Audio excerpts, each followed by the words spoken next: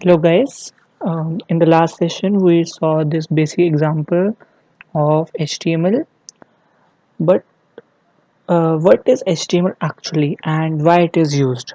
Okay, so HTML is the standard markup language used for creating web pages. HTML actually stands for Hypertext Markup Language. Okay, HTML describes the structure of a web page using markup. That means using hyperlinks.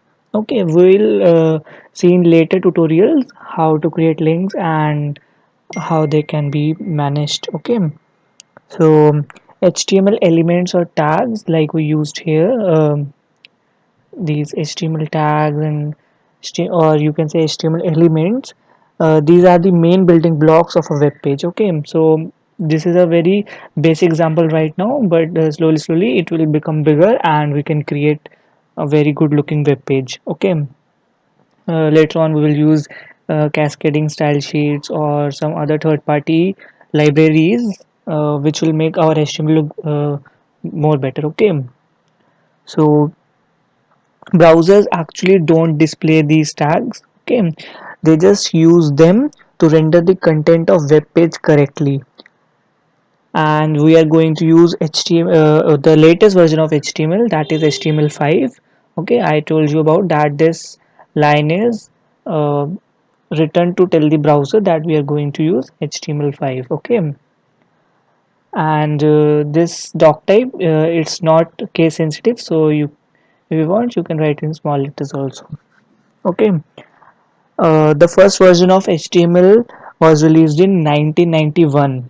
That means about 18-20 years from now.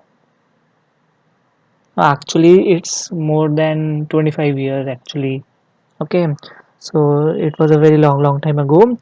And then after 4 years came HTML2. Then 2 years later HTML3. Then again 2 years later HTML4. Just after HTML4 came an updated version which was named as XHTML came.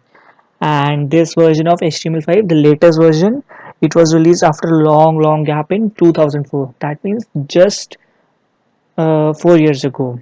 So there's a very long gap between HTML4 and HTML5, and the HTML4 version or the XHTML version was actually it didn't have any features. It was containing very basic tags like these h1 and p tags, and it was used to create only static web pages. Okay, but when HTML5 came, it brought so many features like canvas and what do you say, local storage and everything. So there were so features, there are so many features in HTML5 because it came after like 10 to 15 years gap, so there was a very drastic change. Okay, so that's all.